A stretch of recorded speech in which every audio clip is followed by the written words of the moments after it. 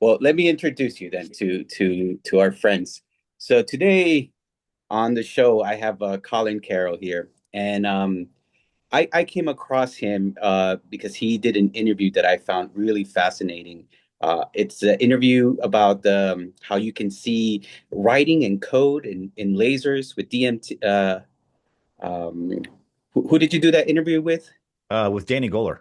Danny Goller, that's right. And it was so fascinating. Both of you had such interesting things to say. And after that interview, I said, man, I really need to talk to Colin or Co. That's by which you go sometimes. Um, and Colin, the reason I wanted to reach out to you is because everyone I feel tries to tackle things from different angles because we all have personal experience. So we're all at the same thing, trying to verge to the same place. And the place where you and I are on the same road is I think we're trying to help men in particularly, because well, we're men and we know what the experience like for us was growing up, right? The challenges we had, even though they're probably not exactly similar, but there's something particular about being a man these days that is extremely challenging. And I am willing to connect and talk to anyone that is in the same path with me in that. So Colin, tell me a little bit about you and how you got into this work of helping men. Sure thing, Antonio. First of all, thanks so much for the introduction. Super appreciate this connection and being able to, have the conversation with you. And so, yeah, a little bit about myself. I went through a transformative spiritual awakening experience about 25 years ago. Prior to that, my life was very ordinary in terms of how I guess, experienced life, except that I had a lot of internal challenges and things that I didn't know how to deal with. And it caused me to be, uh, not the best version of myself that I could Yeah. be. I was like emotional, reactive, didn't have a lot of self-awareness. And I really, as I was examining kind of like what, if I could sum up what the issue was, one of the big issues was that I couldn't see a future for myself that contained the things that I thought would make me happy and fulfilled. Like I couldn't connect my mind. I knew what I wanted, but the reality of that actually being manifest or being rendered into my experience seemed very far fetched. And Right. so it was like my identity. I couldn't connect my identity to this future that I wanted. So that created a lot of turmoil and difficulty and challenges for me. But then I got myself into a bunch of trouble. I got set back, for a period of time where I had to reflect on things. And during that course of time, when I was actually locked up, I, you know, began a sincere spiritual searching like never before. And I was after one thing and one thing only, and that was the truth. And, Hmm. my prayer called out for that. And I think it was answered, that answer was begun in putting me onto a particular spiritual path that's really changed my life in every single aspect. Yeah. So I kind of, I, I was released about 20 years ago, let's say, and then just kept kind of progressing with things as they went. And I knew that I wanted to develop a coaching practice or give talks and things like that, or run retreats. Didn't know how that was going to happen, but I just kept kind of like putting one foot in front of the other, slowly but surely in the direction of my goal. And I guess about 4 or 5 years ago, I ran my first men's retreat, and that was that. I never looked back. Wow. Well, a lot to unwrap there. So before we get ahead, I'm gonna just learn a little bit more about your history. So I think the reason men are lost nowadays is our first connection or experience to God is the way we interact with our fathers. Like through our fathers, I think we experience God's love. And I think Danny, you had a little bit rough beginning in that end, right? In your early life. Yeah, well, I never met my biological father when I was young. My parents split before I was born, Yeah. so I was raised by my dad. Hmm. Bill Carroll, who was an incredible dad, awesome guy. But I didn't have. There was something that was missing. When I realized that, oh, this is not actually my biological father, and I don't know who he is or what the history is or how they, what that's going on, and I just had all kinds of, at 5 or 6 years old, ideas in my head about abandonment. Was I worthy enough? Who was he? Should I hate him? Should I love him? Do I miss him? I don't even know. All these kinds of things. So that was uniquely challenging. And I know there's so many guys out there that can relate to a similar Mhm. type of story. Either dad was gone, or emotionally absent, or they never met him, or all these kinds of things where he left when they were very young. So yeah, I'm sure that that added to my trajectory and how it shaped my Mhm. worldview and things like that. I was able to fortunately connect with my biological father at age 40. And so now, we have a relationship, and that's good. And it, sort of, I guess, put some things to rest in my mind that I didn't really Yeah. know were still kind of, lingering. And how did you put those to rest? What did he tell you that put things to rest? Um, well, he told me that, he wanted to have a relationship with me, that it was never his intention to not be able to see me and things like that. Right. Circumstances happen. I'm not going to get into any of the details. I don't actually know. I wasn't there. Yeah. But I know, his intention when I met him and since then has been to connect and establish a relationship and work to, you know, to develop it more and more. Yeah, that must have been healing. In my experience, I just had a really contentious relationship with my father. It was really back and forth. We fought a lot, actually. We almost got in a fist fight once. Mm. My mom actually intervened, but it's crazy. My dad got diagnosed with cancer, and he only had a few months to live. And I'm telling you, during that time, it's we forgave each other. We told each other we loved each other, and that turned a lot of things around for me. And I think it started my journey started like yours when that Mm-hmm. part of me started to heal too. um, but yeah, it's crazy how we all seem to relate. We're all going through the same relationship with our fathers, or trying to deal with the relationship with our fathers, and it seems to be a root of a lot of things, for us men in particular, because it's who we're trying to emulate, right? We're trying to be like them.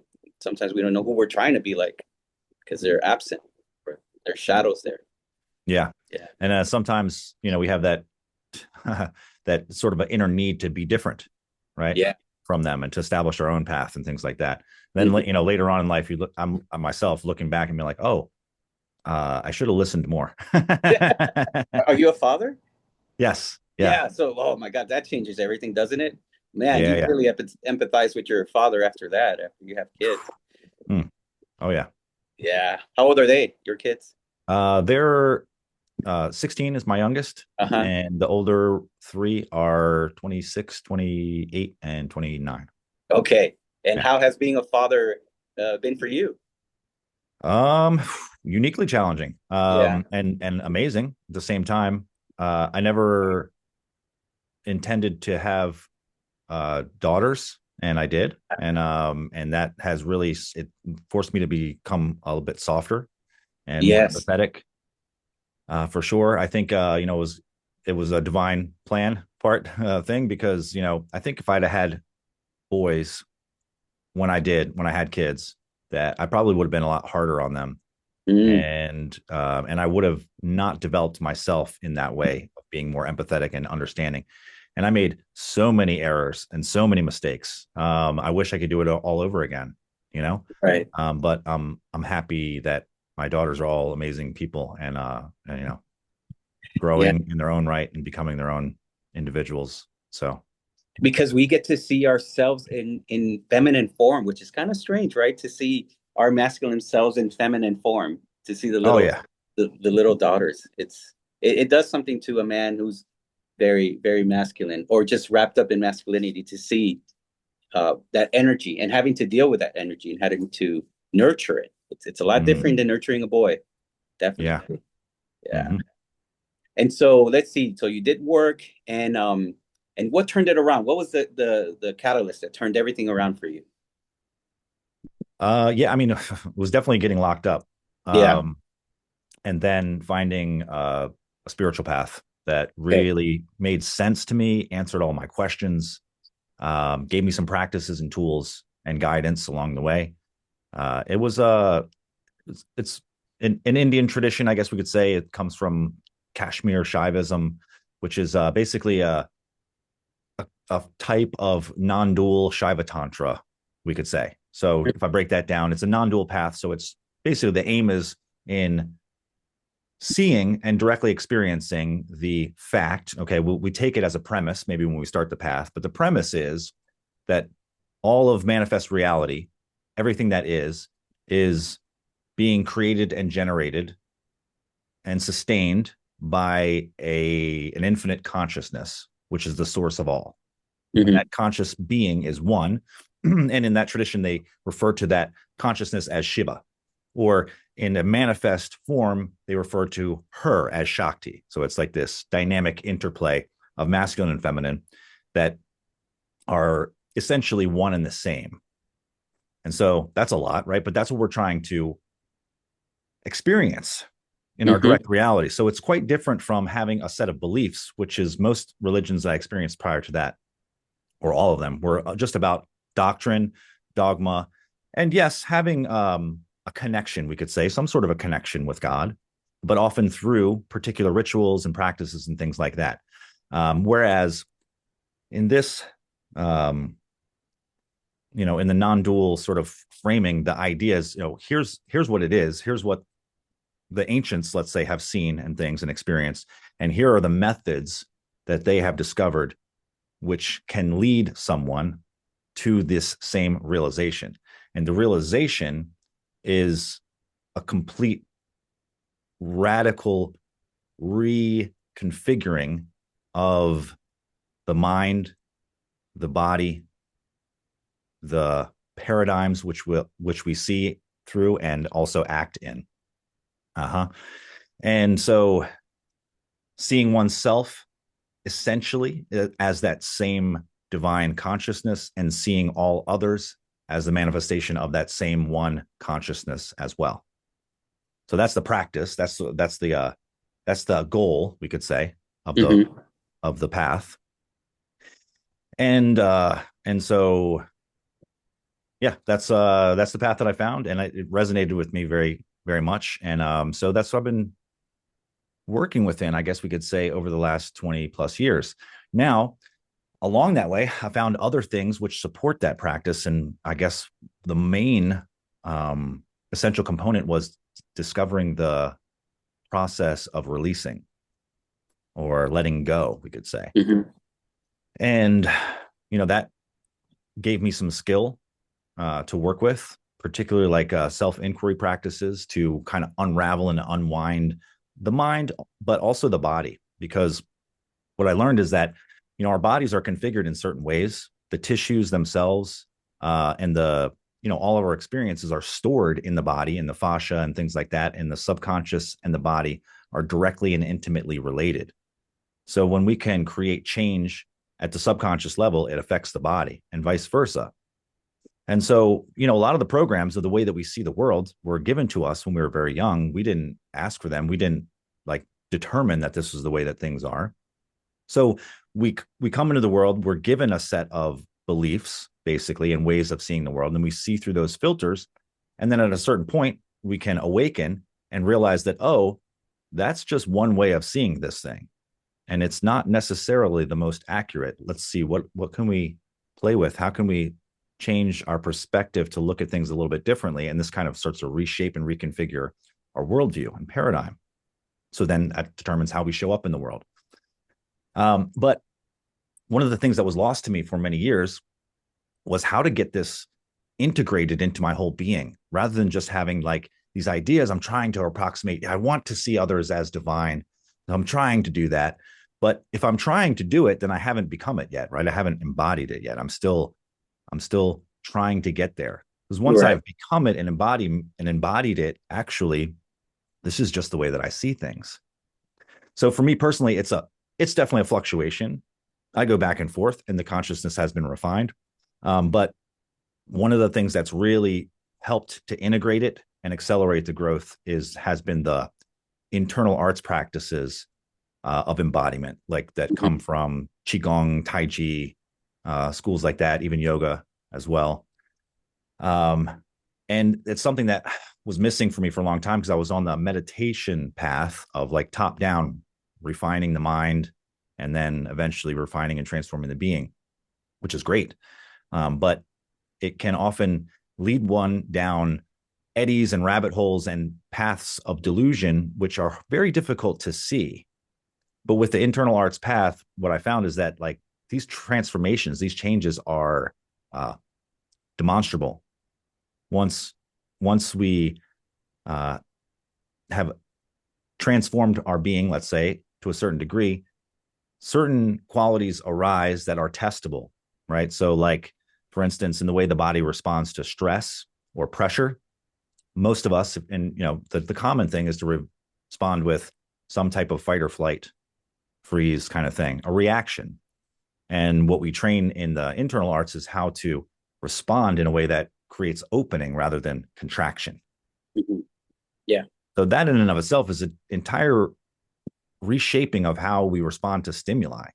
And rather than reacting and butting in or running away, fighting with, trying to control and manipulate, we learn how to release and open and be sovereign. And how did you see? I hear what you're saying about about how certain religions are all about mostly about practices, but I can see the value in practices because with practices you are becoming it without even knowing it. Like you're behaving your way towards something even if you don't understand it. So I can see the value in that. But I hear you. I hear what you're saying about you have to embody it first before you can. You don't try. You have to come to that realization first. I hear Yes, what no, you're but you're right. The practices refine you, right? They Yeah, refine us and they give us experience, right, right? right, And if it's a skillful practice, it starts to reshape and transform us in the way that we right. are and the way that we see things, for sure. I mean, the practices are absolutely necessary. Most of my work is practice, Mhm. right? It's And physical practice, meditation, taking care of the body, mind, the well-being, the health, getting sunlight, getting good food. All these things are practices. how did you see how did the first time how did you see this working for you the first time or who taught it to you or how did you come across this philosophy way of thinking? So, yeah, when I was locked up, I had the good fortune of finding this organization called Siddha Yoga, and you could write to them, and they would send you a course, which was created by their founder. Mm-hmm. Um, Actually, it was one of his students that actually created the course, but it was through his transmission. And so it was a 10-year course. They would send you 2 lessons every 10 years. month for free. Now I wasn't locked up for 10 years, luckily, thank God. But I Yeah. took the course for I don't know, probably 5 years. And when I got out, I continued to take the course when I got out for like another year or two. So like 5 years in total, maybe 5.5. And I also began to go to the center. There was a local center for City Yoga up in Philadelphia, which is not Mm-hmm. too far from me. So I would drive up there and have satsang and things like that. And the just studying the coursework began to transform me. Mm-hmm. Having this constant reminder of certain uh, inquiries and a whole cosmology that they were sort of building in my mind, a structure like, oh, this piece fits here, this piece fits here. Well, what about this? And then I can have an answer to that question. So, like I said, it was the only path that I had found up to that point, which answered some of the more difficult questions that I had. For instance, like the question of evil, right? Mm-hmm. How could a God of all love allow for all this evil and things like that? It's a question that's very difficult for religious people. And a lot of times people don't have a really good answer for it. It's just like, well, God knows best. You just have to understand that there's a purpose and a path and everything happens for a reason. Like those are some of the What best answers, but those aren't real answers. and what was They, the answer that worked for you? they Which one? require a leap of faith. Uh-huh. What answer makes And sense to you? well, I'll try to sum it up briefly, but we could look at it as the universe is the manifestation of yin yang, right? It's the play of opposites. That's what they call it, the play of opposites. So for an infinite being to create this world with infinite possibility and choice, for there to actually be choice, and there has to be some sort of balance between good and evil, we could say. And so if we're going to learn from our experiences that one path leads to chaos, destruction, degradation, and suffering, and another path leads to harmony, balance, love, joy, creativity, freedom. The only way for us to learn these things is through experiencing directly the results of our actions and those qualities. So Right. that's one example of this being a process which forces the soul into evolution. Yeah, that makes sense to me too. That's the one. The way you explain it is the only way. The best way I make sense of it too is that how would light have meaning without darkness, right? How does uh, sweetness have meaning without bitter? It's the duality needs to exist in order for one to make sense and the other to make sense. No, I hear you on that. Absolutely. Yeah.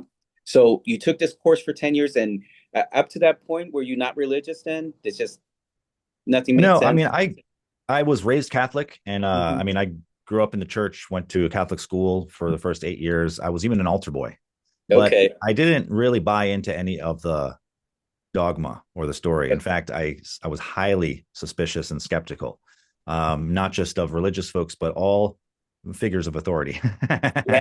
I had a sort of conspiratorial mindset from a very young age.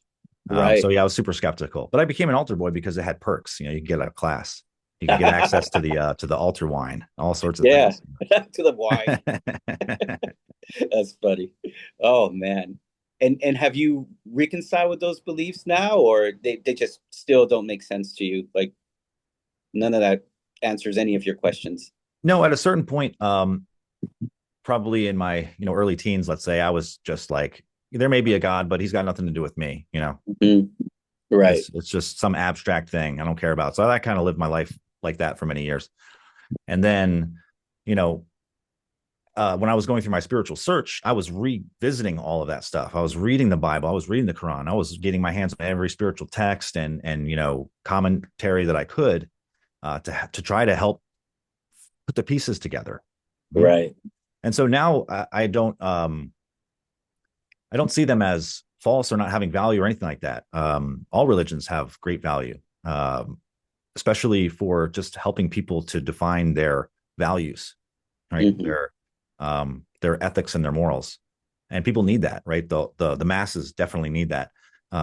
They're not particularly designed to deliver religious experience, I don't Right. think, and that's where I hope to to fill some of that gap. Okay. And do you know the history of the Catholic Church as far as how they got rid of the mystics and who tried to deliver the mystic experience? Yeah, I mean, yeah, I know a good enough bit about it. Yeah. Yeah. So I Council of think it, Nicaea, 325 AD, all that kind of stuff. right. Um, and so I have a lot of appreciation and respect for the church, and of course, they're all flawed as well, right? So the thing is, though, they have been the keepers of the sacred texts and the tradition for many years, for millennia, Hmm. and without them, all that would be lost. So at Right. the very least, we have them to thank for that. Um, and there's a lot of wisdom in those texts, but also if we try to, this is what I've seen as a problem people can have sometimes, is they try to use religious texts as a way of proving their assertions. Well, Hmm. because it says this in the Bible, so how could you? Well, it's like, okay, I realize that that's what it appears to say in that interpretation. Let's dig a little bit deeper. And for instance, I had somebody commenting on one of my videos. It was in related to that experiment. Mm-hmm. And it was saying like substances like that are called pharmakia in the Bible, and in Galatians it says that it's sorcery and you shouldn't play with any of that, or you'd be your soul is lost and things like that. I'm like, okay, let's look a little deeper into that word pharmakia. The guy was suggesting that all recreational drug use was basically sorcery and evil. So that's interesting. I'm assuming then you're a non-drinker then. And why would Jesus turn water into wine if that's the case? Alcohol is certainly a recreational drug. So it's like if I'm trying to use the scripture as a way to, it's fine to use it as a support, right? But if I'm saying that it's factual because it says this, and I interpret it to mean this, and so you're wrong, I just think that's a very lazy and not effective way of presenting your argument. I'm open to listening to people. I'm very curious. I want to have conversations. I'm not really interested in debate, and so when people try to, you know, have that sort of energy and attitude, it's like, that's not really what I'm here for. I want to connect with people and have conversations that are enriching for both of us, where we're playing with ideas. Or, the moment I say that I know it's this way, then I'm cutting off all other interpretation. I'm being very arrogant and closed-minded and narrow, and it's putting you into a box, right? Because I'm saying you're not seeing it exactly this way, so you're wrong, Right. and things like that. Yeah, I just don't see much value in that. Yeah, yeah, 100%. It's funny, in my day job, all I do is debate. So that's the last thing I want to do here is debate. Because, I am not trying to get convince anyone of my worldview because I could be wrong, and I would really not want to send anyone down the wrong path. Though Yes. I believe my God is actually truth, and sometimes I might misinterpret things. So yeah, if someone can prove me wrong, by all means, please do. It means you saved me a lot of time from being wrong and saying the wrong things. That's why I've been a little bit hesitant about actually doing these videos, these conversations, because I'm a little bit apprehensive about saying the wrong thing, to be honest. But I think it's valuable nonetheless to have conversations, and that's why I decided to have these wonderful conversations with people like you who I see have wonderful, great intentions, and um, and they're just saying their truth. And you know what? You said something really fascinating that I love. Did you call it the science of one? Did I hear you say that in an interview once? The science of one. I I don't saw think it so. recently, where you have to have the experience in order to understand it. Something along those lines. Oh, first person science. Yes, first person science. There we go. Yes. Explain Yes, that. yes. Explain that concept to me. I love it. So it's not my original. I'll give credit. It was an English mystic, um, Walter, somebody. It'll come to me. Mhm. In any case, he's the one who did the headless way. It was Okay. his. He's known for that. Um, and so he created these experiments to give people an experience of being what he called headless, Hmm. which is like the actually the first person experience. We don't perceive our own head, right? Like directly. If we look in a mirror, sure, but we don't just Right. perceive it directly with our eyes. Um, so, anyways, his series of experiments he defined as methods of doing first person science. So it's applying the scientific method, but you're applying it to things that only you can perceive from your first personness. So Hmm. I can't verify it by looking at your results, but you can share your results and I can share mine and we can sort of compare and see if they align. But the only way Right. for me to do the experiment and to know it for myself is to do it first person. Right. So Right. it's like when you self inquiry practice is all first person science. Hmm. You're asking yourself a question or you're asking your internal being a question and you're waiting to watch what unfolds, what arises when I ask that question and just wait, see what is my direct experience. Like, you know, can I feel my hand behind my back? Hmm. Yes. Oh, I can. So that's, very simple example of this, but that's first person science. I had to do it to check to see if it was possible. Right. And that's kind of like I think we're approaching this the same way because at the end of the day, everything is kind of like first person science, right? Because we're all in our heads. We have no idea what it's like to be in another person's head. But I'm going to use an example, like that little statue behind you has a shadow behind it, right? And I'd be like, "Oh, I see a shadow behind that statue. Do you see it too?" And you'd be like, "Yeah, I see it too." And I think that's how we're trying to approach this spiritual realm world where we all have our own independent experience, but then we compare and say, did you see that? Yeah. Did you experience that? I did or I didn't. Um, because tell me about your mystical experience. You had them, right? Oh, quite a few. They're Yeah. ongoing. Right. And I'll come back to the self inquiry first person for a moment too, just to give it a little more Yes. meat. Something that we can actually apply. This is a real statue, by the way. Right. And Not a fake background. yeah, look. There you go. um, so an inquiry might be if you look within, what is the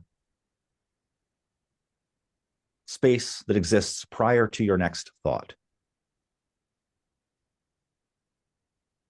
All right, so that would be a first person science self inquiry Hmm. question. because you have to look, you have to do it, you have to try, and you may not even be able to. It's like some people might say, I don't know what that means. All I'm aware of is my thoughts. Okay, well, Right. if you look again, what is it that's aware of the thoughts? And then someone might just say, oh, well, it's just me. Well, okay, but isn't me a thought? What's prior to that? Right. So we keep kind of directing the attention in deeper back to something that's more primary, more essential. And then eventually, hopefully, someone contacts, we could say, or arrives within or gets a sense of, oh, wait, there's this dynamic, energetic space of consciousness that is not manifest in anything yet, but it is what becomes my next thought. Hmm. Ah, interesting. And then what is it that's observing that process?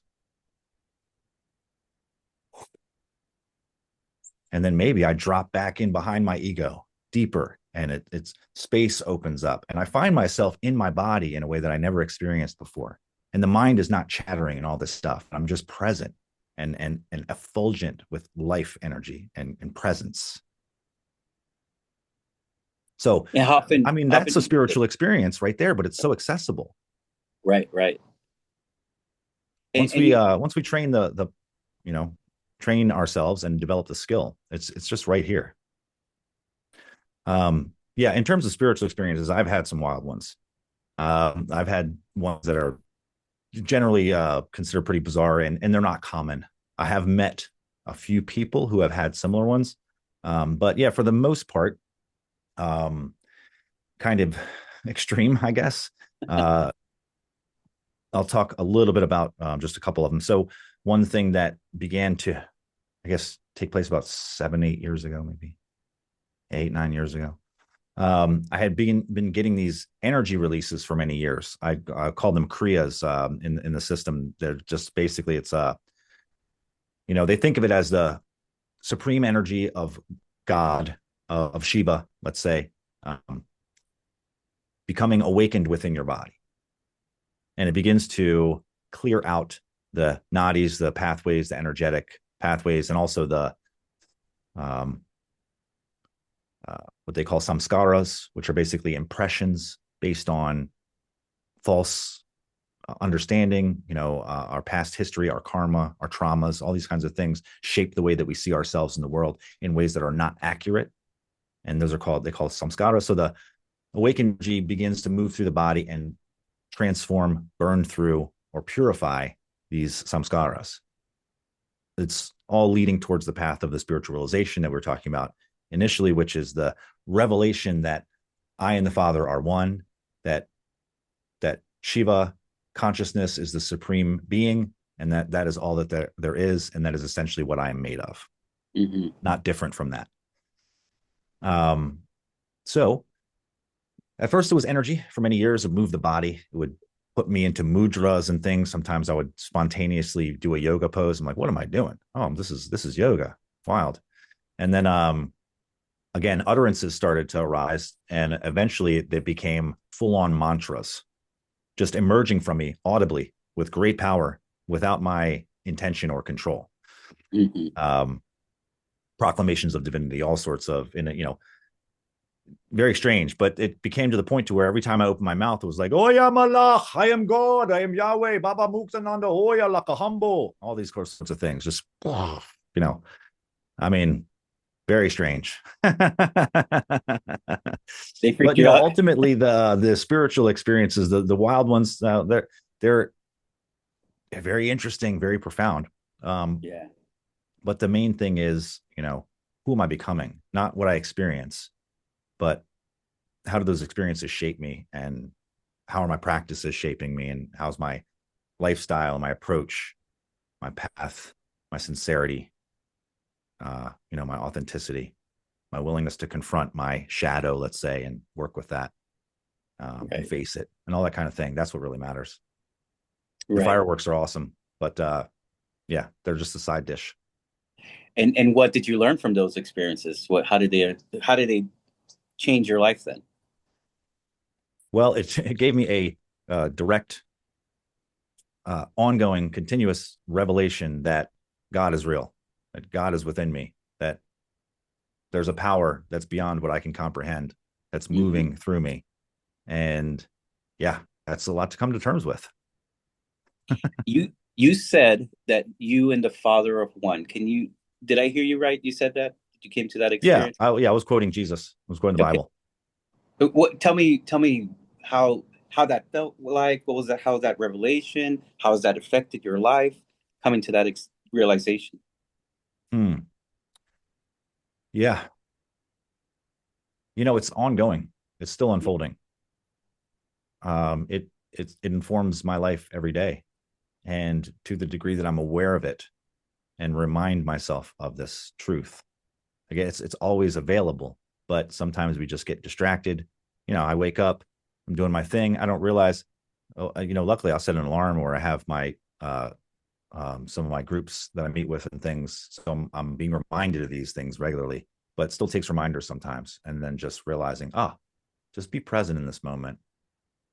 And then uh, the joy, the pleasantness, the mood elevation, spaciousness, and sense of freedom that begins to arise. It's like, oh yeah, here we are. Let's keep It this. does. It does take reminders. And if I have that quality within me, it affects everything in my life.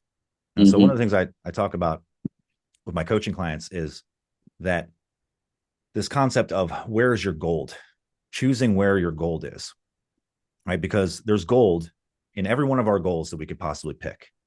And the gold is in there. It's just a matter of digging. It's just a matter of time, effort, sincerity, and staying on the path. Eventually, we'll get to the gold. But the thing is, where we place our goal will determine not only the goal that we have, but it determines who we become. Because every goal will produce a different being. The pursuit and acquisition of one goal versus another will lead to a completely different culmination of character and being. And so that's the main thing too, is that we have to choose very intentionally where our gold is, and then get to digging every day, because that decision is going to affect who we become at the end of the path. That's the most important thing. Yeah. And where is your gold? Yeah, my gold is in my organization, this embodied men brand community that I've been building. My gold is in my spiritual path. My gold is in my Tai Chi path. Mhm. And tell us more about the courses, your Embodied Man brand. Tell us about that. I'm curious. Yep. So I've been building this community for, I guess, it's really just been just over a year. I've had a few regular coaching clients that have been with me for about 4 years now. And so, Hmm. they've kind of been with me a little bit as the brand, as my mission, we could say, my purpose gets refined and things like that. And when I started to get some of the transformations happening through the body, through the practices and things, again, I sort of realized how important that aspect of it is. I just decided I'm going to make this my focus, Hmm. because it's one thing to have an idea about what we want to become, what we want to attain, and the goals we want to pursue and all that, but it's quite something different to actually transform our being and become a new creature, right? So that's the aim that I wanted to go in, because I realized this is a path that is testable, right? Demonstrable, and it gives us the ability to raise our capacity to experience things like freedom, like joy, like love, because we're transforming the body. Like, our bodies are configured in certain ways right now, right? Every one of us has a unique configuration, and the configuration that our body has will only hold so much joy, so much love, so much sense of freedom in its current configuration. And so, like, even if I won the lottery, got presented with all these awards, everyone's telling me how much they love me and all this stuff, great. I can experience, let's say, 100 units of joy from that. And everything else is just like, it's just okay, put it over there with the rest of the stuff, you know? But if I can transform my being to actually raise my capacity to experience joy to like 5x or Hmm. 10x, now suddenly I'm operating at a whole different level. I'm operating in a state where I used to, my average days were unattainable to me in the past, so far above. And so because I've transformed my being, changed who I am, then everything that I do changes. All the actions that I take, the way that my mind orients, how I see others, what I want to bring to the table, all that has shifted because I've become something new. So I'm not sure if I answered your question. No, you did. You did. Well, they're loaded questions, my friend. There's just so many ways to answer. And so, how would someone start in a path with you? What's the first step people take? Yep. Generally, they'll get on a coaching call with me, Hmm. which I have. People can access them. They can sign up for one through my website, embodiedmen.com. Or they might take my embodiment assessment and kind of go through that, kind of see where their strong points are, what they can do to move the needle, and then what next steps might be. Could jump on a call with me. And I call them clarity calls. So just short 15, 20 minutes, kind of get to the roots of where you're at, what's stopping you from getting to where you want to be, and to see if this program is going to help fill the gap. Hmm. So mainly what I'm working on these days is obviously the embodiment training. We do that regularly. We meet, almost every day of the week in this community. So it's very tight knit. We're aware of what's going on in each other's lives and we're supportive. I have built an app for the community, which is pretty Okay. cool. It gives us a way to stay in contact, share videos and things like that. Comment. Also, I built AI into the platform so that it can help you like stay on top of your goals, your intentions for the week, your tasks. Gives you daily reminder practices of things to do, like your meditation or your embodiment practice, your mind and fuel. Like, are you feeding your body and your mind with good stuff? Things like that, so you can check them off, and it will remind you throughout the week, like, hey, you set this weekly intention in the beginning of the week. How you've been doing with it? Hmm. So that's that. And then within the program, I have developed a couple courses as well, which is kind of like the classroom aspect of it. One of them is called Numinous Creation, and the other one is the Power of Possibility. The Power of Hmm. Possibility is like this process and program to help us to cultivate these qualities I call the master frequencies. It's surrender, it's trust, it's willingness, it's thankfulness, it's alignment, it's clarity, it's unity, and it's limitlessness. And those are the 8 master frequencies that we work to cultivate within our being. Right? Their qualities, their energies, their signatures. Like, when someone walks into a room and they're anxious, they're resonating that anxiety. It's a frequency. So if they can learn how to transform that anxiety into uh, uh, something like presence, let's just say, it's going to have a massive impact in their life and how their energy interacts with others. So they're principle based, right? It's like, how do I show up with surrender, which just means I'm not trying to control everything that I can't control, right? I realize that a lot of this is not in my hands, so I let go. Yeah. And I have trust. I develop trust within my being. Willingness, right? Willingness to confront my pain, my own trauma, my own, issues. Willingness to help others. Willingness to cooperate, work together. It's a big one. Hmm. Versus competition, which is kind of like the mainstay of our culture.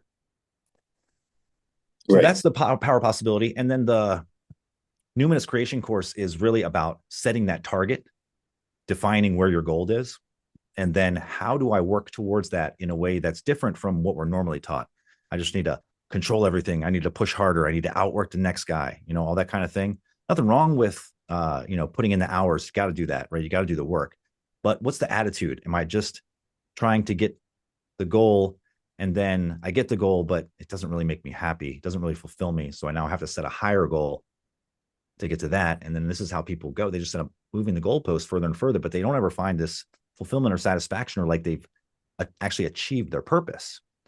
So the Numinous Creation course shows us how to create that target and then allow the universe to support us in bringing it into our rendered experience. Okay, working Hmm. with the universe and the powers that be instead of just trying to battle them and slap against the water and fight the current. So it's kind of the main thing is, again, it's about shaping who we become. If I just have this idea, I'm going to make $1,000,000 and I don't care what I have to do to get there, who I have to screw over or what, again, I'm going to become a very different person. So there's nothing wrong with making $1,000,000 your goal. Although we would say in the Numinous Creation course that is kind of like subverting the goal. what's the point of the $1 million? That's what you should make your goal. Hmm. No, that makes sense. Absolutely. And and we're at the end of the year, Colin. So what are your what are the goals for this coming year? Funny you should ask, being that this is the week to set them if you haven't already. Yeah, right. Well, you know, it's funny. A few months ago, I was looking at this because I knew we were approaching, and I had a very clear understanding of where I was a year ago, right? Because I knew I was building the AI component to this thing, and I was getting people first into the embodied men community, and I was thinking back, what were my goals back then? Yeah, yeah. I'm reflecting and I'm like, I remember, okay, I wanted to, have X many subscribers. I wanted to, get the funnel built and start, running ads and things like that. I wanted to really obviously help these guys get massive results and things like that. So things like that. And then when I started to reflect on what my goals might be for the coming year, the feeling that kept coming up was like quality of life. This is what I want. I want an increase in my quality of life. What does that mean? Well, it means things like I want to move into a house that has a lot more natural sunlight than the one I'm in now. So that's one of my goals for this year. That's crucially important. I will not minimize the value of that, to be honest. 100%. Hence why I live here now. Look at all this light. I know. Yes, I'm jealous. It's cold over here, cold and dark. It's all right. 4 weeks I'll be in Thailand. Yeah, you're in the East Coast. I'm in the West Coast. Mm-hmm. Um, yeah, so that's one goal. What's something else? Yeah, so that was more. So honestly, I haven't written them down yet. I'm planning Hmm. on doing it this week, and I'm meeting with a group of guys on Wednesday, and we're going to share what we've come up with. So I have some Hmm. ideas, but I haven't really defined them specifically. I'm going to get to work on that over the next few days. But again, it's all going to be shaped around this. So the quality of life is like the umbrella that the goals are going to go Hmm. under. And obviously, the quality of life includes improving my relationships, deepening my relationships, developing my internals and things like that, releasing more of the old identity that is, maladaptive and things, and embodying more of the Hmm. new. Um, I've just, like I said, I just started that church, so now I'm going to get to work on taking that to the next level, next step. So many little things and markers and trajectory points that I want to kind of map out. But yeah, really, it's going to be about growing this movement and really developing more results for my clients. And what did you accomplish this year? What are you proud of that you actually did this year? Yeah. So let's see. Personally, I've been through some radical transformations in the body through the Tai Chi training. I was able to go to Greece and work with my teacher privately, Hmm. and that was really transformational. Pointed out some patterns that were deeply held that I wasn't aware of, and pointed out in my body like where I'm holding tension that I'm not even aware of. He was calling it like armor, like you need to get rid of this armor. You're all Hmm. armored up. I'm like, well, damn, I've been doing these practices and things for a long time. I mean, I mean, when I began, when I was locked up, 25 years ago, I couldn't even feel my heart. People Yeah. would talk about being heart centered, and I'm like, oh yeah, that's nice words. You know, what is Right. love? I don't know what love is, right? Love is just, I guess, the fulfillment of my need. It's what, Right. like tell me I'm good enough, and kiss me and whatever, right? That's love. Hmm. Um, and so many things have unfolded, right? But still, the path is endless. And so there was just a good reflection that here's where your lowest hanging fruit is, or the thing that you can work on now to move the needle quickest. Hmm. So there's that. In terms of one of my coaching clients last year had the goal of starting his own exotic animal store, and it had been a Okay. lifelong dream of his, and he'd just been like hamstrung by his own mind and his past to think that that was even possible. And last, I think it was October or November, he opened the doors to that shop. So that was pretty cool. I take that as a success too. Yeah, Even though absolutely. obviously he did all the work, I just gave him some support and helped him, release his uh, doubt that he could do it. So No, things that like that are, I've those are my greatest successes. Things like that, seeing people actually, you know, um, be able to create boundaries in their relationships, be able to, stand up for themselves, but with, presence and self-respect, and learn how to not react to their exes, the craziness that's going on in their lives. It's, the drama in their relationships, learning how to not get sucked into it and not feed into it and not make it worse, and ultimately be the presence that can allow for it to become coherent. no, you know what? The success of the people in our community are our success as well. So absolutely, 100%. Um, and so many of us are alone these days. Like I felt like a lot of the growing I did was by myself. I just retreated inward, and so many of us are missing community these days. Like what I imagine has been so helpful to actually create the community for them to have one another as well, right? Not just you. How do they help each other being in a community? Oh yeah, I mean they are very much supporting each other, also either in the community, in the app, or on the calls. Once in a while I can't make a call, so Mhm. they jump on there themselves, they run the call, they go through the trainings, they're sharing, and then usually what happens is we do about an hour or so of training in the morning, and then we'll sit down for half an hour or so. Mhm. We'll just kind of see who's who's having a struggle, who's having a challenge, who's got something, uh, positive to share, and we'll kind of just dialogue for a bit. And sometimes I'll guide us through a practice and things like that. And so, but yeah, it's not like I'm not the um, the arbiter of how these things Mhm. manifest and unfold. It's very much interactive. Right. And are they mostly men or all men Yeah, it's or all men. it's all men? Okay. Yep. And do you focus on it? Did I read this right? Do you focus mostly on divorced men going through a divorce? It seems to be the majority of my clients. Yeah. Okay. So, and the reason is, I think, is because that is a transformation period in one's life. And Yeah. so it's a time when guys, if they're going through something like that, they don't need to necessarily go through that. It could be their business fell apart. It could Hmm. be they had a health issue come up or whatever. But, we all go through stages where there's a crisis, and that how we determine to meet that crisis transforms us, right? And it either debilitates us or we rise like a phoenix. And so, Hmm. so that's one of those stages in life, either a massive breakup, they don't have to be married necessarily, but it's a lot of pretty much everyone in my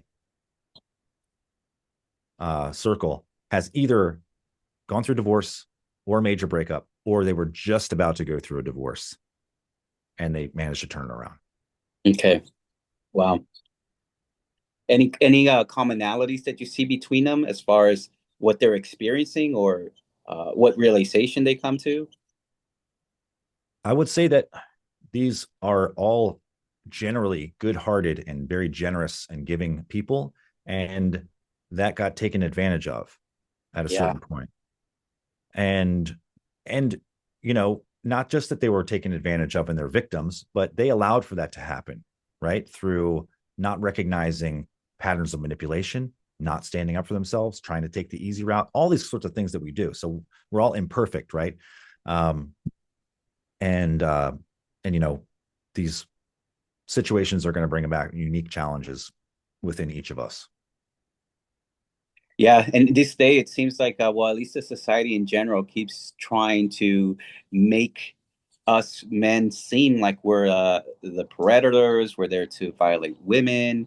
Like, but it seems like it's the other way around, doesn't it? It's the vulnerable ones that are actually in danger. It's the it's I think it's the reason why Jordan Peterson was seemed to be so popular the last few years, right? Because he seems to have speak to those kind of men, right, who are in those transitional phases or desperate phases in their lives.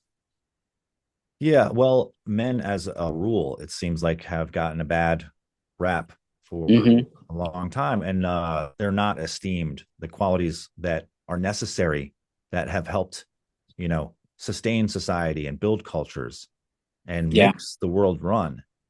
This masculine energy is necessary. It's absolutely respectable, laudable, should be honored and esteemed. And instead, it's often denigrated. Hmm. Um, which is, it's just, I think we're coming to the cusp of that. I think we're seeing that a lot in this shift that's happening. So it's going to be, will be interesting to see how the next few years play out. But we need to have strong male role models in our culture, and we need to esteem those qualities rather than just pointing out all the bad stuff. Because Right. like we do that, there's plenty of bad things on the female toxic side too. If all we do is point fingers and stuff like that, I think a lot of it's shifting now is because a lot of that is starting to get poked fun at. Hmm. And so Right. that's usually the beginning of things starting to shift because people are waking up and realizing, I've kind of been, where did my worldview come from? Did I choose to look at things this way? And if I start to believe in this way, I start to see it reflected back.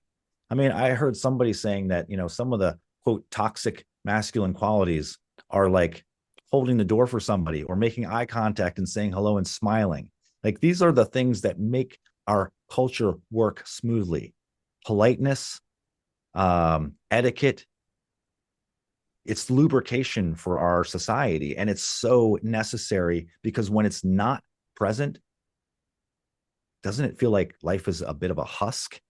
It's like I can remember just always making eye contact with people when I walk down the street. And now almost no one does.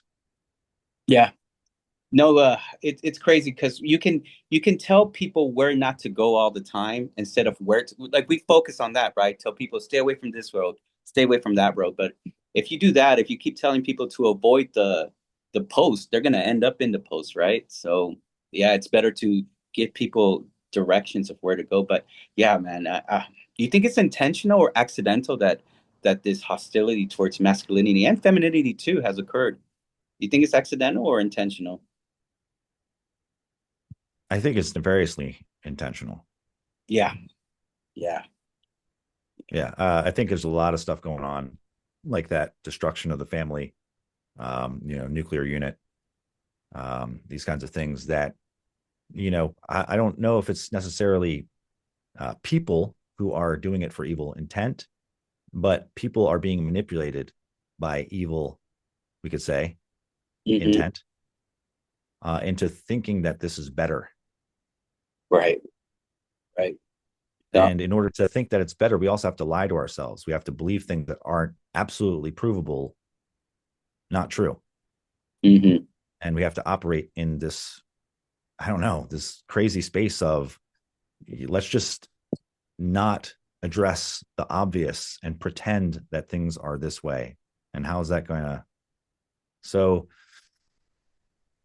while certainly, men have done a lot of destructive things, and there's uh, a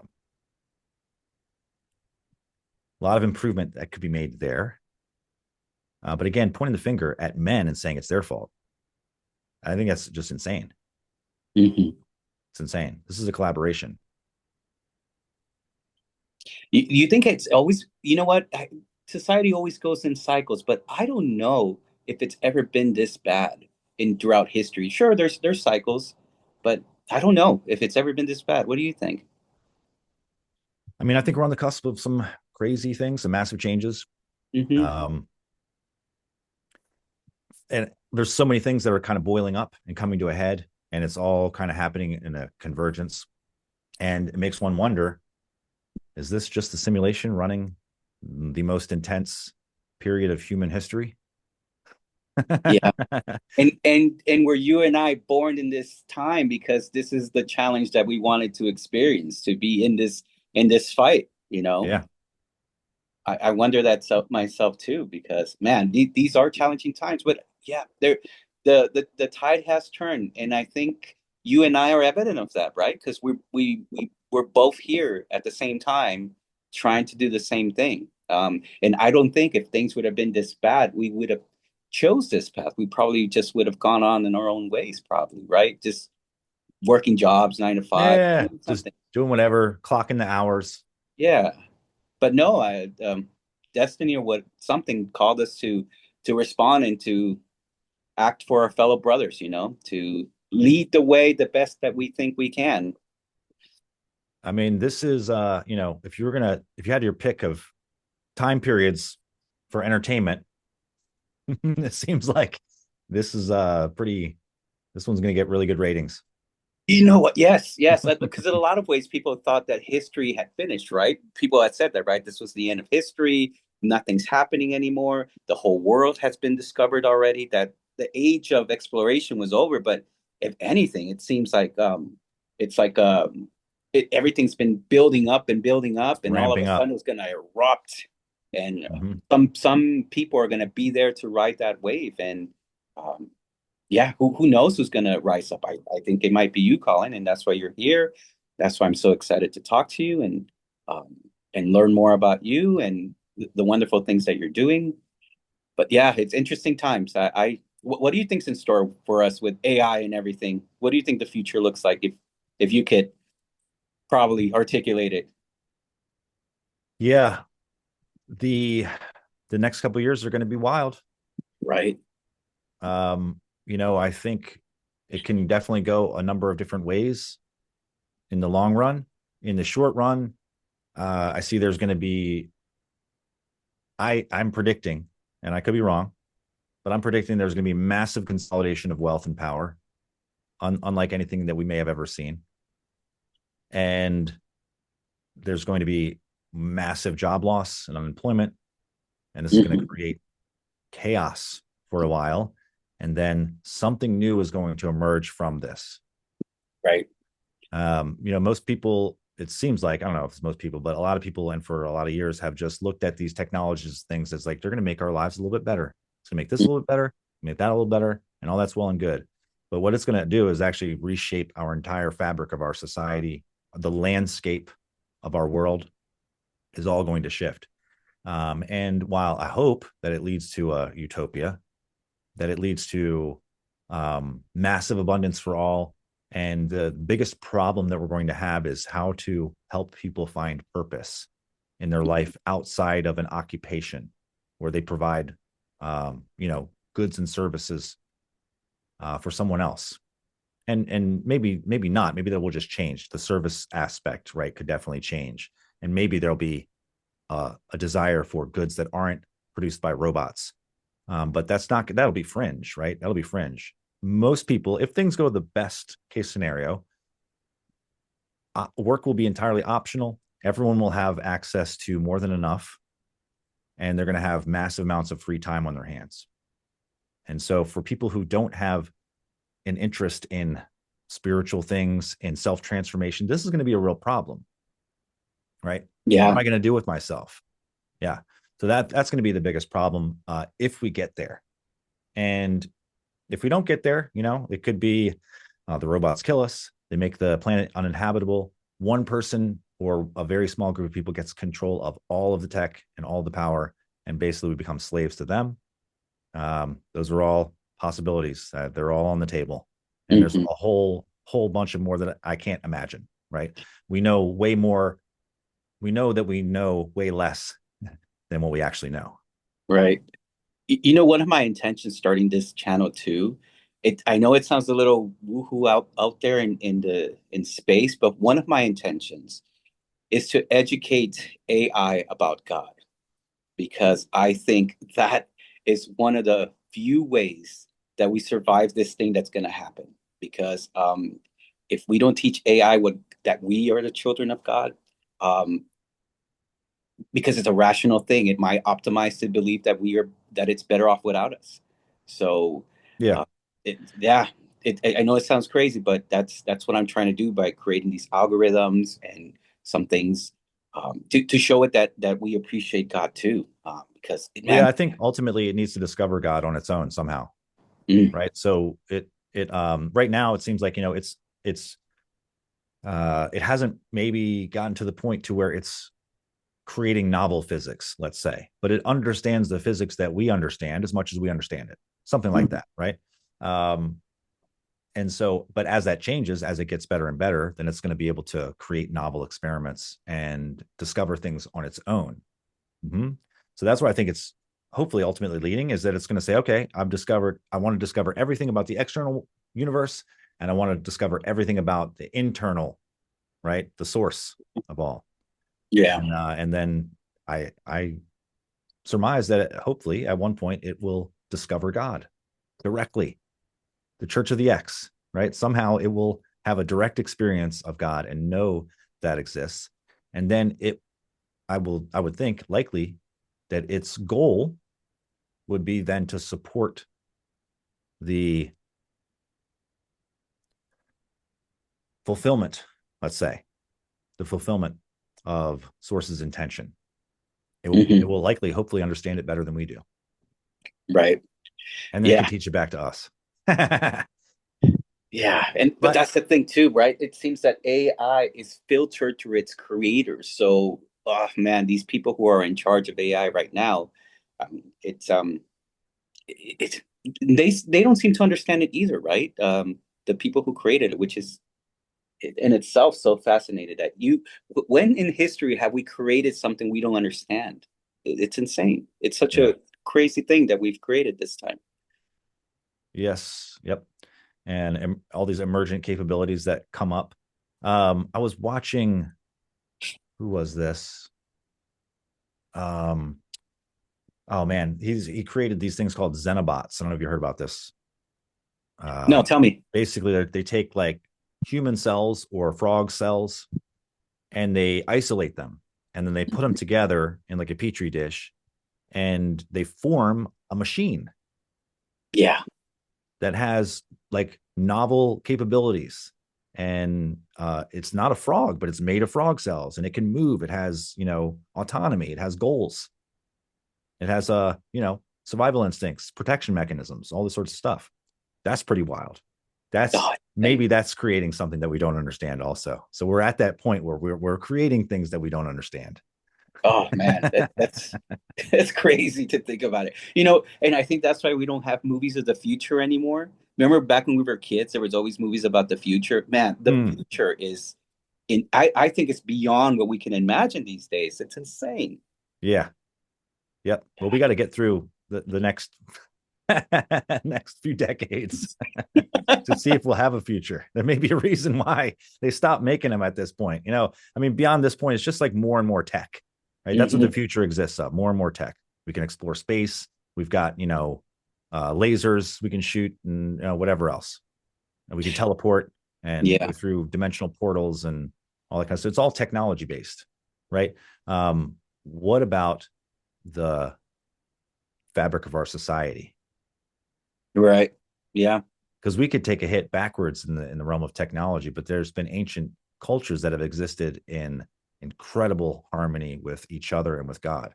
They're probably pretty rare, but there have been on this planet cultures that existed that were perfectly in union with the divine and with one another. Yeah. Well, I think we're building it's crazy. It could go either way, right? I think we're heading towards that. We are harmonizing with the divine again. But at the same time, these entities, they know that we're heading in that direction and they're trying to stop us, right? Intentionally, like you said, trying to destroy the family unit, all those things. But This is why the most important thing that we can do, I think, to prepare ourselves is get ourselves right inside, yeah. transform our bodies and beings and our minds, because we're adaptable, but we don't know what the future is going to look like, right? And I could like build a bunker under my home and have all sorts of supplies, and then the meteor comes through and it lands in my neighbor's yard, right? Well, let's say I happen to be out of town that day. All right, so I didn't get wiped out in the blast, but all of my insurance is gone. Hmm. So if I haven't become someone who can adapt and find strength and empowerment in all sorts of chaotic, random, unforeseen situations, I'm at a loss here. Things are going to be changing so fast that adaptability will be like one of the highest um, qualities that we can have and cultivate. So we need to make our bodies strong, our being strong. We need to be connected with our bodies and beings, deeply embodied, and have these qualities developed to a high degree: courage, fearlessness, right? Love, joy, appreciation, strength, freedom, liberation, creativity, presence. Hmm. These are the the qualities that can save us. And as human beings, we have that going for us, though, because look, we're not the fastest animal, we're not the strongest animal, but we're the most adaptive. And I think that's why we've been able to excel. And hopefully, it's the reason why we actually prevail in the end, because we are so adaptive. Yes, that and I didn't mention this, but part of that transformation connects us more deeply to the divine in the form of intuition, inner Mm-hmm. guidance. And this is also very necessary because if I don't know which way to go, and one path leads to death and one path leads to salvation, I'm going to need a compass Mm-hmm. within me to guide me which way is right. And you're right. Everything seems to be pointing towards technology, advanced technology. But to people in the medieval age, computers, electricity, all those things would seem like magic, right? So what do you think? The spirit realm stuff, these spiritual experiences. Do you think there's some sort of technology to these things, Yeah, I would call it a type of technology. Yeah. right? Yeah, I mean, if an entity can enter your being and take control of your mind, that's a mhm, technology, right. right? He's using a particular process in order to do that. That whatever process he's using is a technology, right? I don't know what Hmm. it is, but he knows it, so he can use it. Right. Um, so then there's a technology of becoming present, embodied, and clear. We could say there's technologies that lead to that state, and that's the state that will make me more impervious to those attacks. Hmm. You did the laser experiment, right? Yes. Yeah. How did that go? I ran the experiment probably a dozen times. It Hmm. took me, 10 or 11 tries before I actually saw the code. Tell me more And about that. What happened? so I was using also very light doses because I have a history with the molecule. I wanted to make sure I was, not going to lose my shit again like I did. Which molecule? Which molecule? Dimethyltryptamine. Okay. All right then. Yeah. And what happened? What did the code look like? What was the experience? Yep. So, from the very first try, I could see like through the wall. Like you can sort of defocus your eyes, I guess you could say, and Hmm. put your attention beyond the surface of the wall. So I could do that no problem. And you can see like little tiny lights like flickering and things. Hmm. And then at a certain point in time, I remember Danny saying, just zoom in and stay on one spot. And he's like, it's smaller than you think at first. Like, okay. All right. So I did that and I zoomed in and I just held it and I just waited. And then at a certain point, it was like you're looking through a magnifying glass and suddenly the viewer is just right and it comes into focus. It Hmm. was like that. It was like a blurb of focus where I could see the surface, and they were emblazoned in red because the laser's red, so they just appear in red, and they look like runes.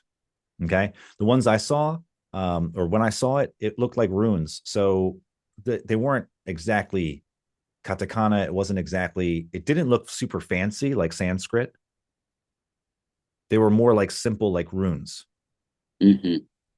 Um, but then when I moved my attention, it was like the focal point would move, and I couldn't. Everything else around the very center was all blurry.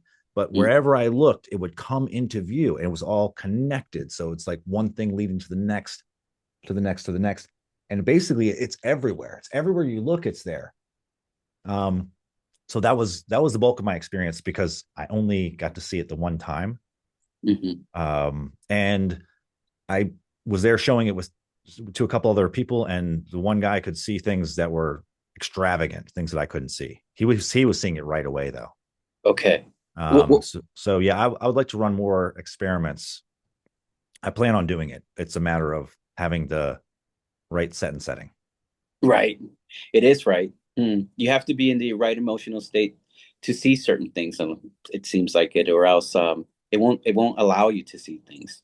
Yeah, well, if you're like trying too hard, or yeah, if you're Hmm. stressed out about this or that, or worried, like you're not in a good place to relax and just allow the thing to emerge. Hmm. So that's one thing, but also just yeah, having support, having a good container, the right space, and things like that. For me, it's all very important. I don't take these things lightly at all. Right. So I want to put that out there. I don't see them as recreational drugs like these things. Um, I wouldn't classify them as that. They're technologies. And like any technology, it can be used for good or bad. And that's the thing. It's like, it's not bad in and of itself. But if you have an evil intention and you bring this technology to enhance that evil intention, then that can, what does technology do? It makes things abundant. So now you Right. have an abundance of evil. And this is the real danger with AI. It's not that AI is evil, but it's going to be it already is the perfect vehicle for evil to enter this world en masse and begin to take over. That's the real danger. But it could be just as good of a vehicle for good. Right. Right. Uh, but that unfortunately, there's so many things for things to go wrong, and just a few things for things to go right. You know. Yeah. Yeah. I think Mogadat said something like that. My experience has been that I see the code. I only see it through fire. I don't see it with anything that's electrical, whether it be LED or anything like that. I Hmm. see it through fire. Um, for me, that seems to be the gateway. But I've never tried it with those lasers before. But yeah, fire for me. Oh man, it unravels. It seems to be the gateway to that world for me. Um, Hmm. That's interesting. Yeah. Fire is very fascinating in that, it does a lot to our neurology, like yeah, looking down into the fire, like the embers has all these changes that it produces in the brain. right. So you told me, you know what, and I'm just like you. These mystical experiences with the magical substance, I really believe they're sacred also. Um, you know what, I kind of consider it like sex. You can have recreational sex, you can do porn, you can do orgies, and you can really hurt yourself psychologically doing that, right? Or you can have very sacred, loving relationships, and have sex in a meaningful relationship, and it's actually good for the soul. So I'm in the path with you, my friend, that it's a gateway to the soul, and it can harm you if you're just thinking it's a game and you treat it casually, just like sex. And Hmm. but I don't judge anyone too harshly, because we all have casual sex sometimes, and we're not the most moral person sometimes, but I get it. But I see the danger in it, and I rather treat it sacred. It's at least it's been good for my soul to treat it as something sacred instead of something recreational. Yeah. That's a very good point. And yeah, for sure, I certainly can't judge. I know from my own experience that oftentimes, given the choice between meaningless sex and no sex, it can be hard to choose no sex. Yeah, that's true. Oh man. Yeah. Wow.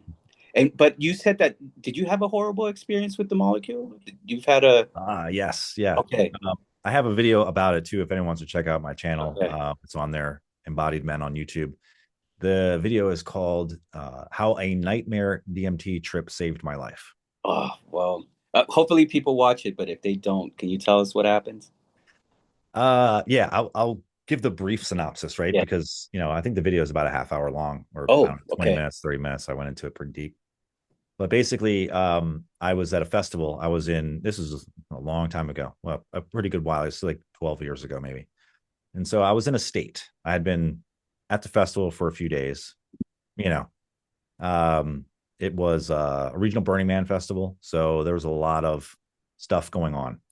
And I had been up for mostly like 3 days. And then I decided that it would be a good idea to procure some of the molecule. And my friend had told me that these people had some. I went down and talked to them. And he basically set me up. I didn't really want to do it, but at the same time, I wanted to be polite. Very Oh, weird.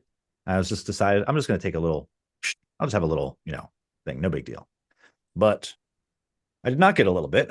I got all of it. oh man. And I immediately was projected into an alternate space, another dimension. And in that space, I was convinced that I was dead and by the beings that I encountered there. Hmm. And I guess it was probably my own greatest fear at the time, becoming manifest. And it's probably exactly what I needed, because after that experience, I made some radical transformations in my lifestyle. And so, but for a while, it screwed me up. I was definitely in a strange place there for a while. Didn't know what was real, what wasn't. Did I actually die? Is this just is this a simulation that I'm experiencing now? Um, yeah, it was. I want to say disturbing, but very disruptive. Hmm. So when you came back to this world, you thought that it wasn't real, that it was an illusion, that Yeah, you did okay. I questioned it. Yeah. I couldn't be certain, Hmm. and also the grief I experienced in that experience, in that trip, was unlike anything I had ever touched. Hmm. Um, yeah, it was awful. It was like, I was leaving everyone that I cared about and that loved me, and that it was all like a stupid mistake, Mm. and I was going to have to regret this, and this is now my legacy. And Right. ugh, that was awful. But hey, once again, it was part of the process that brought me here. So, Hmm. but again, and it was definitely the thing that gave me respect for these substances, because prior to Right. that, I was Hmm. very reckless with them. Yep. Right. Yeah. No, that spiritual realm place, you really and it's almost like surfing. I analogize this to surfing, and that you could just jump in the water, right? If you don't know how to surf, you'll jump in the water, you'll get tossed around by those waves, and they'll take you where one it takes you.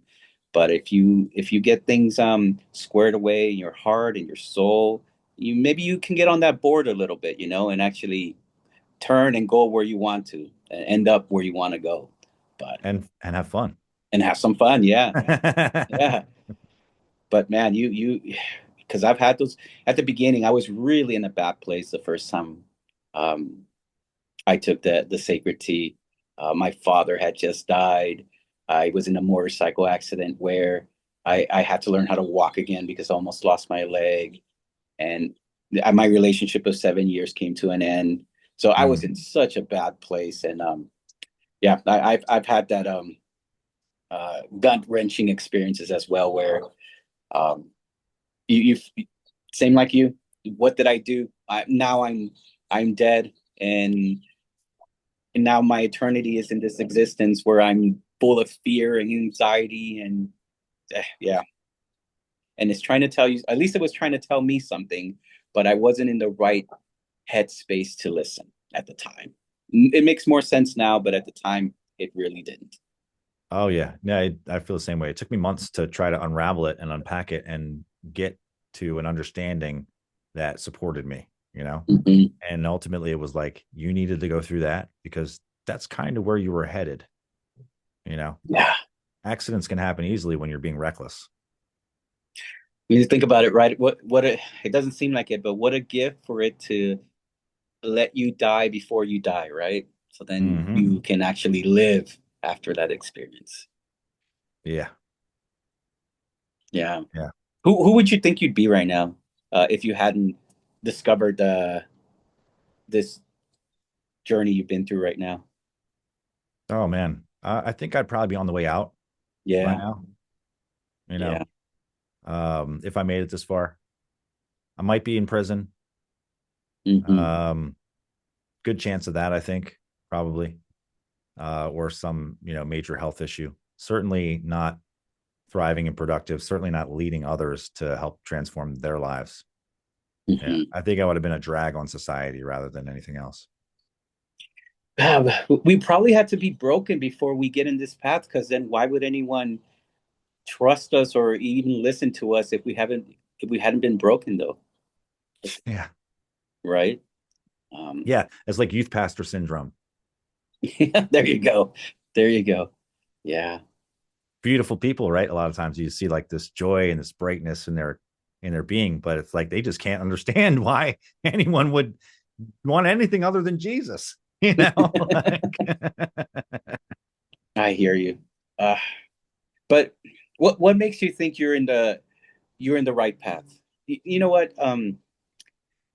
What? Because sometimes I feel like you ever think to yourself, "Is this all in my head? Am I making all this up?" Does that cross your mind? oh yeah, Yeah, absolutely. So again, this is where, and I started to get into this earlier, but I didn't finish my thought. I went on a tangent. yeah. Because you asked me some of my accomplishments from this year, like what goals did I Hmm. attain? And they're really the biggest ones are um, not so easy to see from the external, but it shifts within my body. Like my body's opened, the joints have opened, long held tension for years has released. And when that happens and the body transforms in that way, it's like I get access to a quality of freedom, let's say, in my being that I could never access before. No matter what I get on the outside, like all the money in the world, jets, whatever, sure, you have the massive amount of external freedom, but you don't feel like you have this freedom. Freedom is a quality more than anything. I learned that in prison, actually, Mm. Yeah. because I actually read a book in there. It was called Free on the Inside.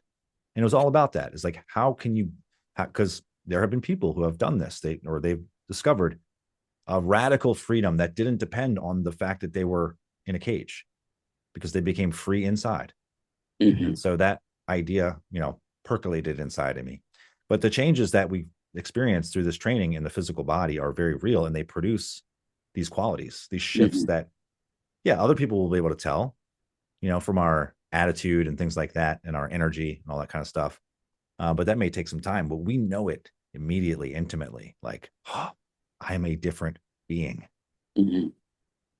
Yeah. And I think that's where, see, I think the apprehension you and I both had with organized religion is that they seem to be so sure of themselves. Not only that, but they try to suppress doubt because when someone isn't confident in themselves, they want to suppress doubt, right? Because they're afraid that you're going to see through their illusions or through their lies. But I think where you and I are on the same page is that we entertain the idea that we might be wrong, not that God is wrong, right? But that we might be wrong in the interpretation or the meaning or something behind it. Am I right? And, I sort of say this prayer on a regular Hmm. basis, not formally, but it's like it's an intentional ask. It's like, don't let me lead anyone astray, please. Yeah. This is my best understanding, and I hope it's right. And I know it's going to Right. grow. 5 years from now, it will look different, but hopefully, it will be like a flourishing of this, not like, oh, that was completely wrong. It's actually this way. Right. I hope that. And then the other thing is my my intention, right? My intention is to seek and embody truth. And I believe that that intention is a guiding compass point that will ultimately lead me in that direction. So if I Hmm. go astray, I'll get some sort of nudge from the universe, from God, what have you, to put me back on track. And another way that these qualities are tested is through our own life. Like, how do we respond to stressors now? Do we react in the same ways? Are we just better at manipulating people, Hmm. or are we like really non-reactive? Or even if we react, is there a layer of presence that knows we're reacting? That's like, ooh, my body's contracting like that. That does not feel good. All he did was say something. Like he just said something, and I was like, ooh, that feels like it's making me defensive or irritated or something like this. What's going on there? But rather than being like, you're a jerk, or like, why? I can't believe you think that, I'm getting antagonistic. I'm battling back. Or rather, I have the presence to be like, this is very interesting. Hmm. I feel, I feel like I'm being attacked. I feel like I'm being diminished in value or something, or that like I'm being told that I'm wrong, or being told I should do it this way, or whatever. It's like making me feel this uncomfortable feeling. But if I can stay and, oh, that's very interesting, curious, and it starts to unravel on its own. Um, it didn't catch me and hook me and make me think that I was the reaction. I'll now have to defend myself. So that those things are markers that we can just look within ourselves and see over time that, yeah, I know I'm not responding in those same ways. What's the quality of um my mind, right? What kind Hmm. of thoughts am I holding when I wake up in the morning? What are my first thoughts? Like, what direction is my mind wanting to go? Is it wanting to go into the past or into the future with worry, or into like, I can't believe that she said that to me, and how could she be so inconsiderate? And I'm so, all these kinds of stuff. Or are we like, today is a brand new, fresh opportunity. I'm so thankful to be alive. I'm thankful for this breath. I'm thankful for the way my body is connected and feeling, and the health that I have established, and that this day is unwritten and it's limitless in possibility. And this is Hmm. another day that I get to improve my life and the lives of others and experience joy and wonder and creativity and all these kinds of things. So that is the quality of my thoughts. It's a very radical difference, and I'll be able to observe that. Yeah. No, I found that too, because have you noticed that when your children are ungrateful, you don't want to give them more, right? Because they're ungrateful. But if they come from if they're grateful for the things you do for them, you just want to give them more. And it seems like the universe, God, it responds to us in the same way. It wants to give us when we're grateful. Yeah. Well, that's funny. If that's the case, then I was like, how can I increase my gratitude? Right. And so this is a little hack I can give for people that they can try out, which is, if let's say, let's just make it real simple. If 50% of the time I'm feeling grateful and 50% of the time I'm not grateful, right? In other words, things are happening and I'm not appreciating them because they're bad, right? Those Yeah. things aren't good. These things I can appreciate, right? So now I have this list. Try to make a list, and this is what people do. They write down all the things they're grateful for, so they can, oh yeah, I'm grateful I have a roof over my head. There's clean running water. Yeah, all right. Have a decent supportive family. Blah blah blah. Whatever it is that they, you know. But then when they encounter these other things, like, oh yeah, but this person is making my job life difficult, and now I got to worry about these taxes and then all this other kind of stuff. But what if we could simply learn to appreciate the challenges? Like, yes, they're difficult. And yet we know that the difficulty we're going through is going to transform us for the better. And so we just can have an attitude of thankfulness towards it. Well, it does a couple of things. It softens it. It Mhm. actually it helps us to let go of our own internal gripping, our resistance to it. Resistance is what makes us exacerbate the things that we don't like. It's like you don't like something, right? But if you don't like snap peas and they're on the buffet, you just don't get them. You go and you get broccoli or you get chicken or whatever you want. But that's not what people do. They hang out with the snap peas and they're like, I hate these snap peas. How Yeah. could they put them on this buffet? Anyone who eats the snap peas, you're a horrible person. I'm gonna write a letter. We're gonna complain to the manager. Somebody, get somebody out here. How could they be so inconsiderate to put these here? I'm resistant. I'm so resistant, and it's making my life miserable and the lives of those around me. Or I could just say, snap peas, I don't care for those. Move on to the next thing. And I can also appreciate, hey, snap peas, they're not for me, but some people love them. So I'm appreciating that they're actually here and available for others to enjoy, and also that they're not going to eat all my chicken now. So I can go over here and get, So there's another idea behind this, which is that my consciousness determines whether something is beneficial or not. Ultimately, like, it's up to me to say that was beneficial. It's like people ask me about prison. I say it was one of the greatest things that ever happened to me. Right. Mhm. While it was one of the hardest things I ever went through, it was one of the greatest things that ever happened to me because it shaped my life.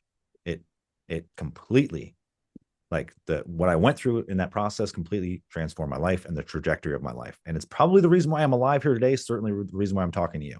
So I Right. appreciate that immensely. And since that's the case, I could have appreciated it while I was in prison.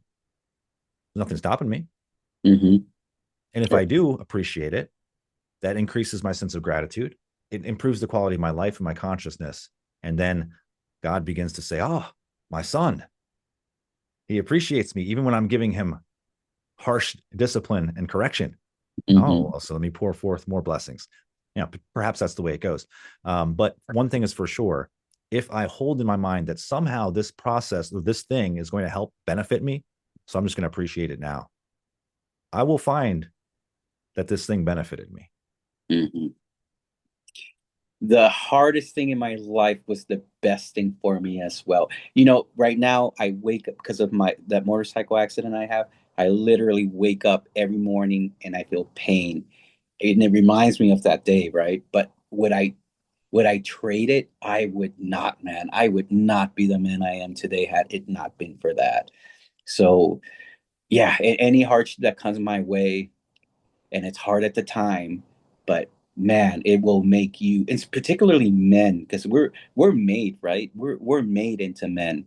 Women are kind of like nature created women, and they have value because they can create life, right? Every woman is kind of born creating life, but we have to create ourselves, and that comes through the hardship. We have to chisel Mm-hmm. our soul, right? Mm-hmm.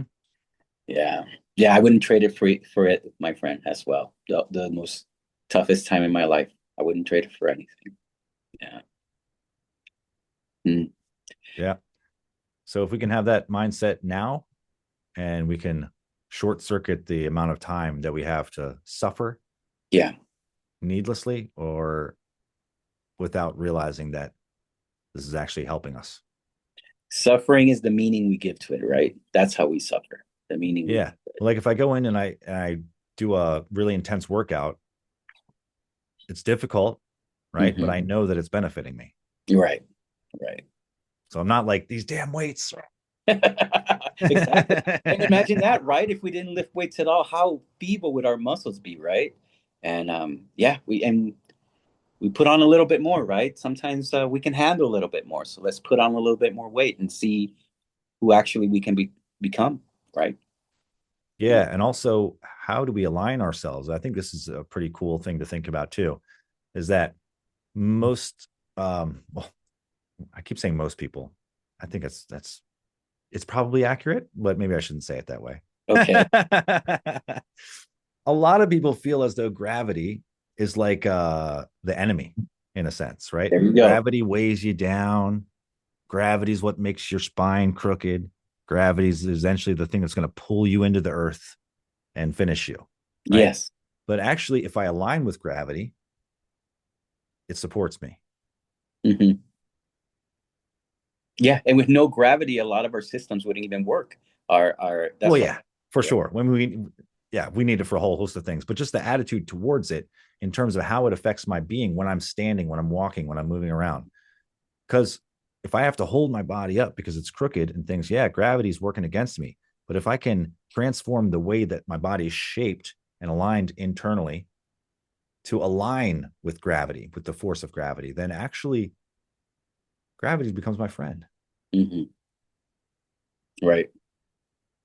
And eventually gravity wins though. And you have to surrender to that understanding as well. It wins. Yes.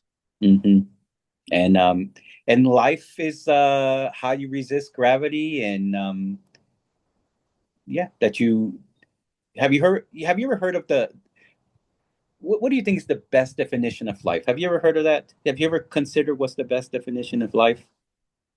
Um, Probably. Yeah, I'm sure I Yeah. have. I think the way I define life is is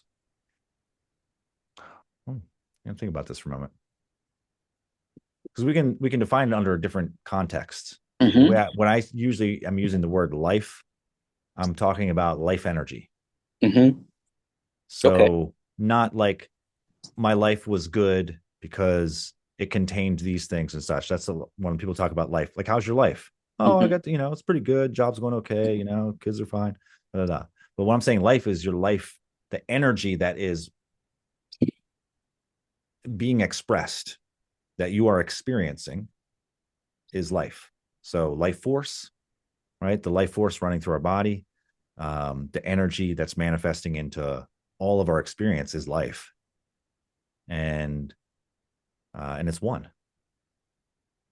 The best definition I've heard for life is that it's the resistance to entropy. Um, because it makes sense to me. Because right? Entropy is always decaying, right? Energy is being dispersed, but life is really the resistance to it, right? We're harnessing energy from the sun, we're turning it into glucose and chemicals and proteins, right? So we're actually we're resisting, right? We're resisting entropy.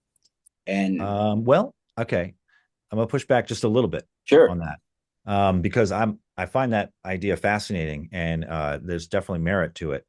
I would just say we're not resisting entropy, but we are lowering entropy through creating greater and greater coherence.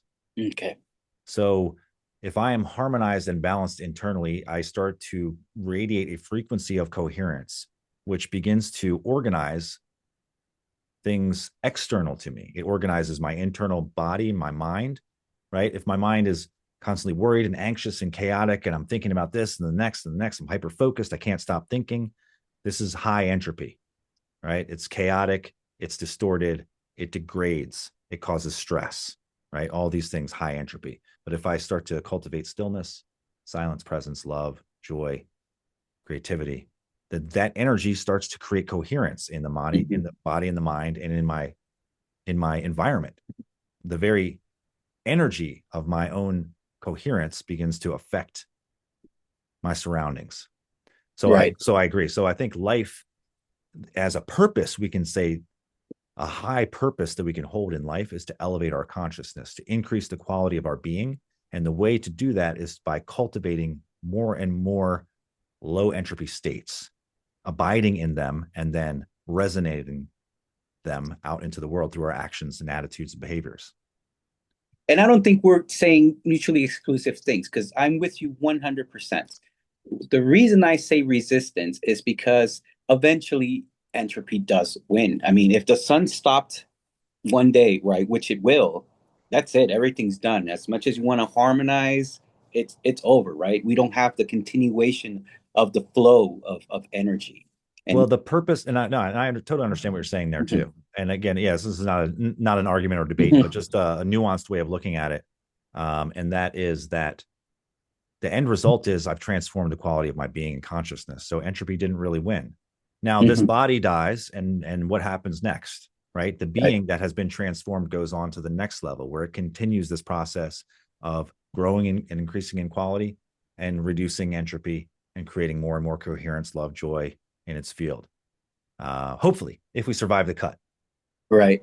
And since time seems to be eternal and that everything's already played out, if we do get to that state, right, of high energy, it'll exist forever. So I hear what you're saying as well.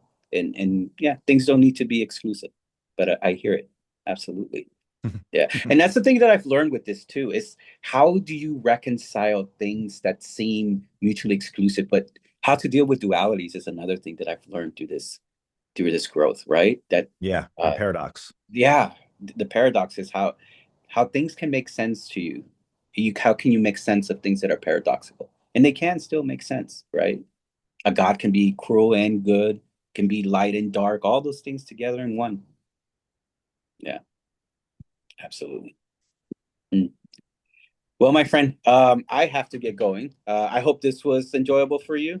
It's been awesome, man. Okay, Super appreciate you for reaching out, Antonio. Looking forward absolutely, to you know, following each other's journeys and hopefully connecting again this year.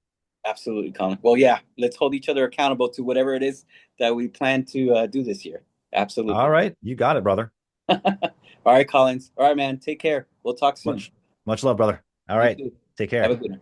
Bye.